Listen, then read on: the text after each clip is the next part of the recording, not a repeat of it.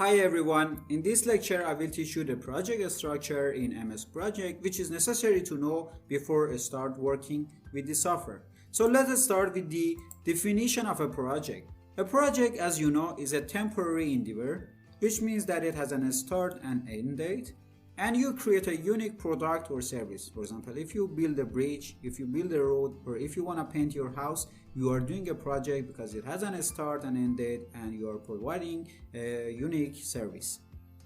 According to BIM-KHE, a project has 5 process groups: initiating, planning, executing, monitoring and controlling, and closing. So MS Project is a software that you use for the planning and monitoring and controlling your project. So during the planning of a project, you define your scope of work, you define your activities, you define the schedule, you define the budget, you assign the resources to each of these tasks or activities. And during the monitoring and controlling, you see the progress of a project and compare it with your baseline and the plan that you have. And you will see how you are doing during the course of the project. So it's a great software for scheduling, budget estimation, cost control, resource management. And it is a software that is either standalone or you can put the project on your shared drive, and for example different colleagues can handle the project all together. Let's take a look at the definition of portfolio, program and project. Portfolios, as you see, a company can have a portfolio of projects or program. So the project, as I mentioned, is a temporary endeavor that has a start and end date. But several of these projects, they can fall under one program, and the program are those projects that fall under the same category. And based on the example that you see here, this is just a schematic example. A program and project, they can fall under one program, and programs or portfolios or projects can fall under one portfolio. So to give you an example, imagine a company has a portfolio for energy sector, some projects for IT, and a program for construction. And the program for construction, for example, they have infrastructure program here, that they have bridge, dam construction, and they have, for example, building constructions or projects here. At the same time, they have the IT projects that fall directly under the portfolio of the company. And for the energy sector, they can have the renewable programs. And under the renewable program, they can have the wind energy, they can have solar energy.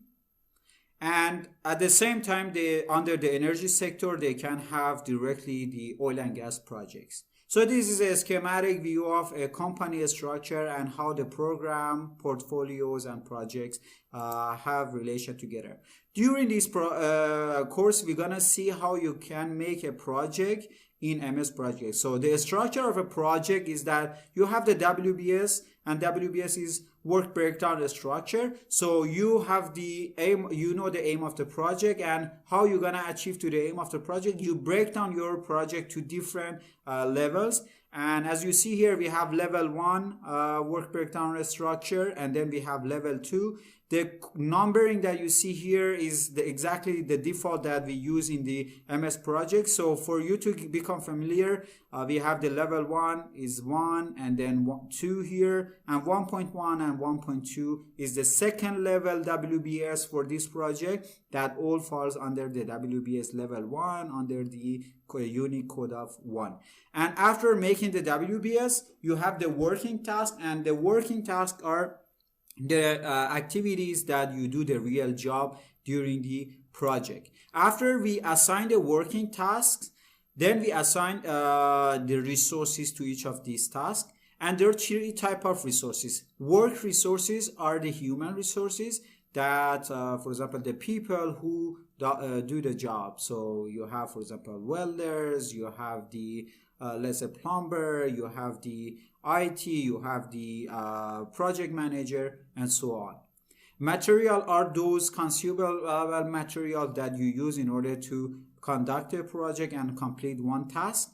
And cost resources that, for example, in Primavera software, cost resources are called expenses, but here it is called in MS Project cost resources. And cost resources are those type of costs that are, for example, happen for completing one task, and I mean they are not, let's say, based on times and material. They don't depend on the times and material, let's say the number of hours that one resource is used or how much of a resource is consumed. They are like activities like, I don't know, accommodation or ticket or attending a conference. So this type of cost. So after assigning these costs, defining them and assigning to the task, you can estimate the budget of the cost of one activity, and by adding the cost of different activities and tasks together, you find the cost of one WBS level, and you move upward, and then you estimate the whole cost for one project, or the, for example, the budget. You can add some contingency cost to the estimated cost that you obtain from here, and then you obtain the budget of the project. The way you estimate the budget of the project in this approach is the bottom-up approach for estimating the budget.